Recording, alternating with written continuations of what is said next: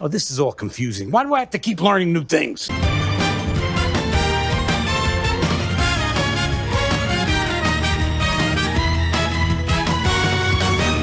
How much I did expect the ending of the episode to be what it is, I really felt weirdly bad for Tono in the end of it. Mainly because this episode did something that the show kind of forgot to do, and that is really explore his past in the No One world using, if I remember correctly, it's supposed to be Min, the girl that took care of him when he was stuck there, and she was the girl that told him that he can't have a dream. With her somehow returning to Earth and meeting Tono again, with pretty much the rest of the crew pushing them to have a date. And with Maichikawa, they kind of try to help them, which kind of goes really odd, but really funny too. And from those you can kind of see a slightly more vulnerable side to Tono. He does seem to be really happy to hang out with her.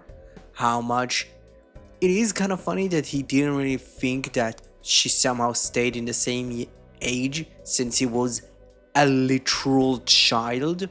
But fine, he's not the type of person that would connect the dots. But still, him actually getting to have this more of a human moment, kind of outside of the tough guy act that he always has, was genuinely great. And pretty much the interactions that the rest of the cast has pretty much with it was genuinely funny.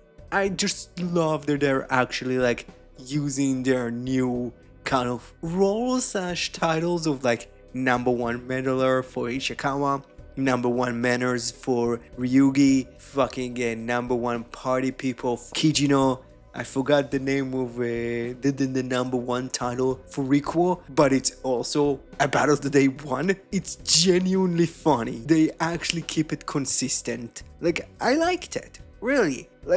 It really worked. And how much it was pretty much the main portion of the episode, it worked genuinely well with Masahiro and Kon actually getting to interact. Where Masahiro kind of gets to poke him around and Kon implies that he needs Tono and he needs him to be miserable and he needs him to pretty much fight without a dream, which I still believe that this is somehow a simulation that Kon is very much aware that he's a part of or created for a young Tono to kind of keep him by and keep him alive somehow. I think maybe if Tono would actually wake up from that and have a dream, maybe he would wake up from it, which would be really cool. And I just love that Masahiro is actually getting to have way more of a character of a dickhead. He's actually a person that cares about other people. He's a genuine savior. And having those two main plot points of Kon and Masahiro's kind of talk and Tono's date kind of converge with Kon killing the girl and pretty much explaining that yeah, she was dead. He pretty much brought her back. Somehow she gained enough consciousness to believe that she was still alive, but when she was dying in his arms, she pretty much tells him, hey, I'm sorry that I told you to not have a dream. I think it was foolish of me. I get that I told you that because I didn't want none of the No One monsters to actually attract you, but have a dream, fight for it, which is 100% the big turning point to Tono's character. And this is kind of the big moment, not only for the character, but for the show to really start evolving forward, which I am interested what is going to be the big kind of dream for Tono. It could be a life with his parents, could be something with regarding his family. It could also be bring her back. I don't know.